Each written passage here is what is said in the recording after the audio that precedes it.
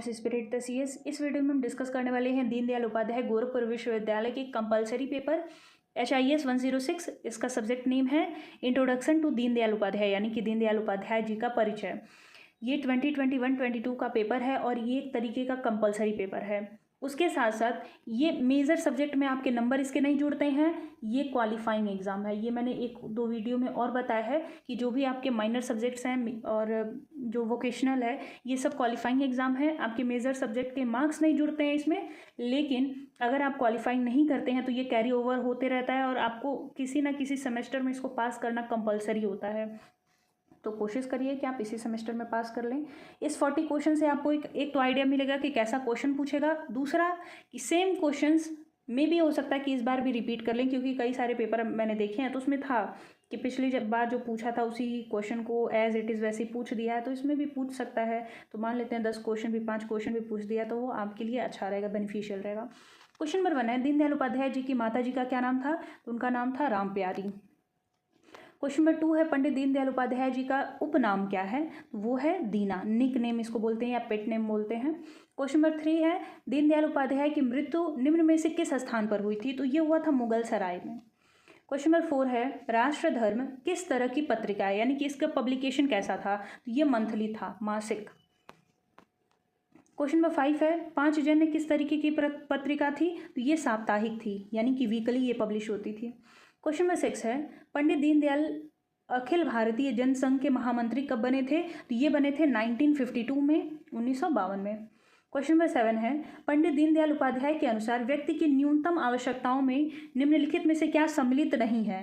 Question ऐसे भी पूछ सकता है कि क्या सम्मिलित है? तो रोटी, कपड़ा और मकान, ये तीनों चीज़ें सम्मिलित हैं। क्या नहीं सम्मिलित है? तो सरकारी नौकरी इसका पार्ट नहीं था, बेसिक नीड की बात कर रहे थे। क्वेश्चन नंबर 8 है, पंडित दीनदयाल उपाध्याय की मृत्यु कब हुई थी? तो ये हुआ था 11 फरवरी 1968 में। क्वेश्चन नंबर 9 है, पंडित दीनदयाल उपाध्याय के समाज के अंतिम व्यक्ति के उत्थान की अवधारणा को किस नाम से जाना जाता है? तो इसे हम लोग जानते हैं अंत्योदय के नाम से। और क्वेश्चन आपका ये पूछ सकता है कि अंत्योदय दिवस कब मनाया जाता है? तो 25 सितंबर को मनाया जाता है। और किसके जन्मदिन पे मनाया जाता है? तो पंडित दीनदयाल उपाध्याय जी के जन्मदिन के दिन मनाया जाता है। क्वेश्चन नंबर 10 है, दीनदयाल उपाध्याय किस धर्म के अनुयायी थे, यानी कि किसको वो फॉलो करते थे? तो वो सनातन धर्म को मानते थे। क्वेश्चन नंबर 11 है, निम्नलिखित में से कौन एकात्म मानववाद का प्रतिपादक थे? तो ये थे दीनदयाल उपाध्याय, इन्होंने ही ये दिया था इंटीग्रल ह्यूमनिज्म। क्वेश्चन नंबर 12 है, निम्नलिखित में से कौन दीनदयाल उपाध्याय के पिता थे? तो उनके पिताजी का नाम था भगवती प्रसाद उपाध्याय। क्वेश्चन नंबर 13 है, दीनदयाल उपाध्याय का जन्म निम्नलिखित में से किस जिले में हुआ था? तो ये हुआ था मथुरा जिले में। क्वेश्चन नंबर 14 है, दीनदयाल उपाध्याय ने निम्नलिखित में से किस स्थान से मासिक पत्रिका राष्ट्र धर्म का प्रकाशन शुरू किया था? तो ये किया था लखनऊ से। तो कहाँ से स्टार्ट किया था पब्लिश करना? तो वो प्लेस था लखनऊ। क्वेश्चन नंबर 15 है, किसने कहा था यदि मुझे 2 दीनदयाल उपाध्याय मिल जाएं तो मैं भारत की राजनीति का नक्शा बदल दूंगा? तो ये बोले थे doctor Shyama Prasad Mukherjee.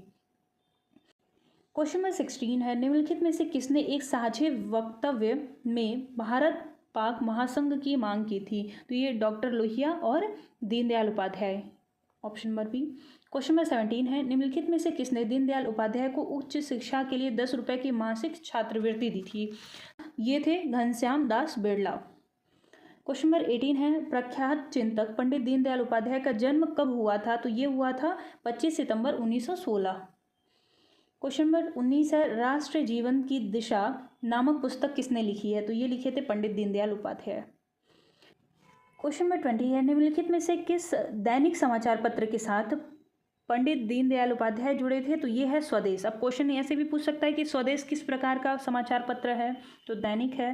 Question number 21 है, मानव एकता का विचार किस संस्कृति ने दिया है? तो ये भारतीय संस्कृति ने दिया है, जो इंडियन कल्चर है। क्वेश्चन नंबर 22 है, अंत्योदय का विचार किससे संबंधित है? तो ये संबंधित है पंडित दीनदयाल उपाध्याय जी से, इसीलिए इनके डेट ऑफ बर्थ पे ये मनाया जाता है। क्वेश्चन नंबर 23 है, स्वाधीनता तभी सार्थक हो सकती है जब हमारे निम्नलिखित में से किस अभिव्यक्ति का साधन बने? तो अगर हमारी संस्कृति हमारी अभिव्यक्ति का साधन बनती है तो स्वाधीनता सार्थक होगी, यानी कि जो फ्रीडम हमें मिली है वो मीनिंगफुल होगी। क्वेश्चन नंबर 24 है, राष्ट्र धर्म प्रकाशन लिमिटेड कब स्थापित हुआ था? तो ये स्थापित हुआ था 1947 में, 1947।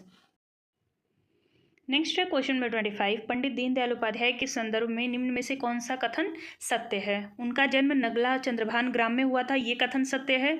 वो समावेशी विचारधारा के समर्थक थे। अब पूछा है कि दोनों में से बताइए कौन सा सही उत्तर है। तो ये क्वेश्चन आपका अलग से पूछ सकता है कि वो किस ग्राम में उनका जन्म हुआ था, तो नगला चंद्रभान ग्राम में हुआ था। और वो किस प्रकार की विचारधारा के समर्थक थे, तो समावेशी विचारधारा के समर्थक थे। दोनों सही है, तो ऑप्शन नंबर सी होगा, 1 और 2 दोनों। क्वेश्चन नंबर 26 है, अखिल भारतीय जनसंघ का स्थापक कौन था? तो ये हैं डॉक्टर श्यामा प्रसाद मुखर्जी।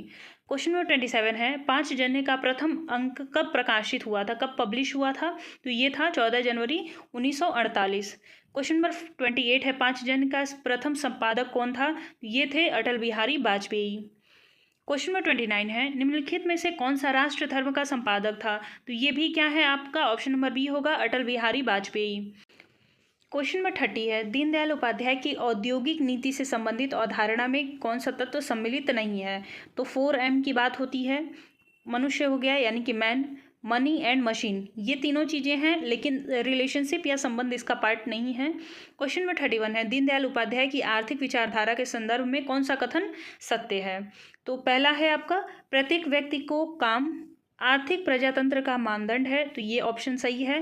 रोजगार केंद्रित उत्पादन, निवेश तथा विकास की रणनीति बननी चाहिए, दोनों सही है, तो ऑप्शन नंबर सी इसका करेक्ट होगा, 1 और 2 दोनों। क्वेश्चन नंबर 32 है, शरीर, मन, बुद्धि और आत्मा कैसी होनी चाहिए? तो वो होनी चाहिए सुसंस्कृत, यानी कि कल्चर्ड होनी चाहिए। क्वेश्चन नंबर 33 है, दीनदयाल उपाध्याय के अनुसार औद्योगिक नीति पर विचार करते समय कितने बिंदुओं पर ध्यान देना चाहिए? तो 4 बिंदुओं पर ध्यान देना चाहिए।